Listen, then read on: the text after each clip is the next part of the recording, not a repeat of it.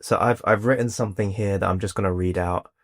When I used to do YouTube videos like more regularly, I would like painstakingly probably spend like 4 or 5 hours getting used to the script to the point where I could just like say it and I could say what I want to say because then I can connect more with the camera. But honestly, I can't be bothered. So I've just written something here and I'm just going to go for it now. What have I been doing in 2025? So I quit Meta in April. At the time, I felt trapped in a role with no direction to progress. I saw an opportunity and I went for it. Before that, for 5 years, I immersed myself in the Echo VR esport movement.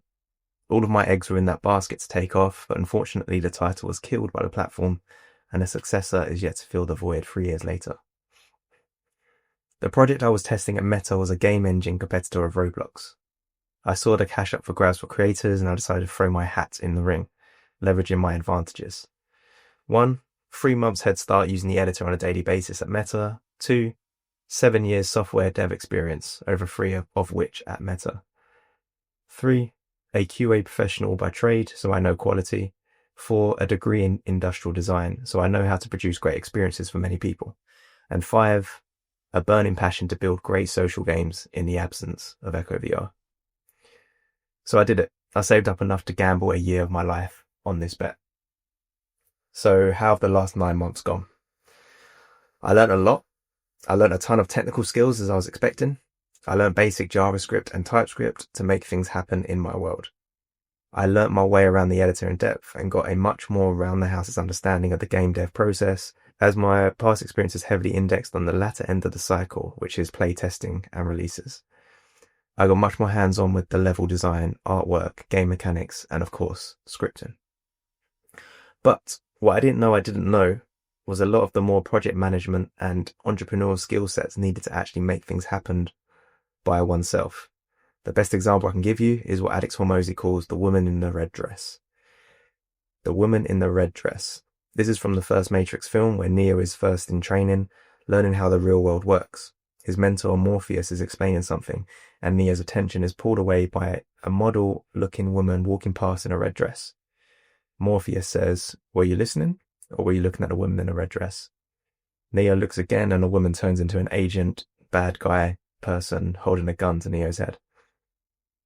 This is used as an analogy about distractions. Whatever you set out to do, along the way there will be multiple woman in the red dress distractions, which will distract you, aka feature creep, aka other good ideas. The skill needed to survive is to say no to all of these good ideas and better opportunities to just finish what you started. For me, this was pursuing a business opportunity to live VR. This is a business opportunity in live VR events, something I have great experience in, but was taking up a significant amount of my time. That's just one example. It takes real mental mastery to leave money on the table and ignore the woman in the red dress every time she shows up. So here we are. It's December, it's 9 months later, and I'd say 2 to 3 months were spent planning and throwing a wedding and a honeymoon on the other side of the world. 1 to 2 months were spent distracted by the woman in a red dress of running a live VR esports event. 1 month learning business skills as a creator, learning from one of my favorite YouTubers, Ali Abdul, leaving about 3 months of the 9 months remaining of time actually locked in making games. Of course, I don't regret any decision as the learnings are invaluable. Plus I got to live life more than I have in years, not restricted by anyone else's agenda, throwing a wedding in the summer and taking 3 weeks to go see the most beautiful landscapes in the world.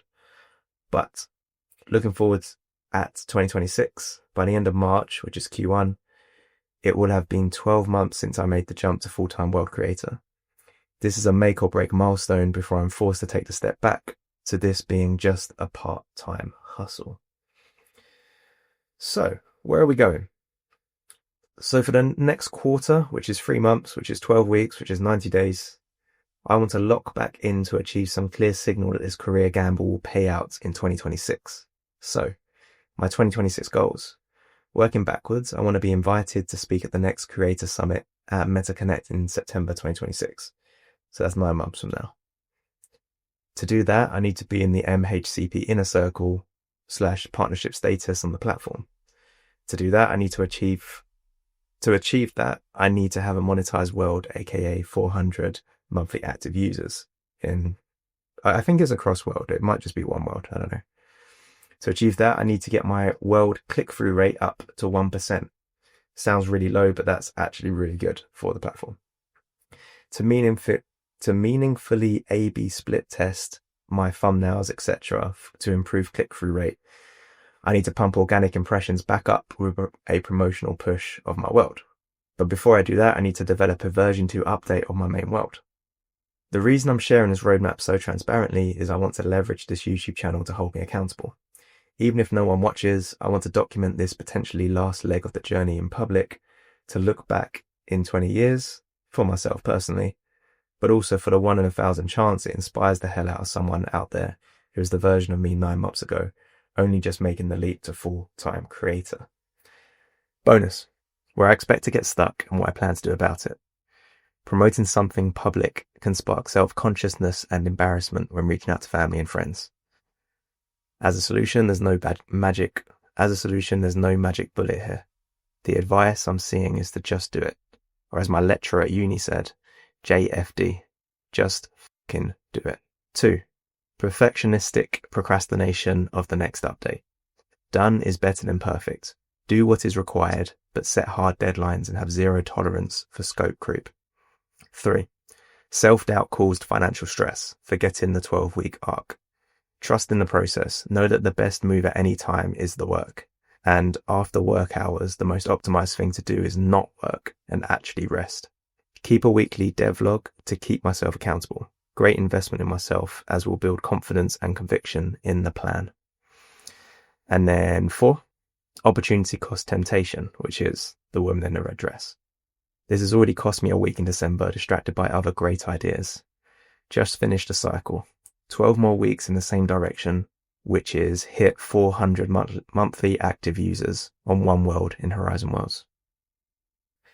So, let's get into it.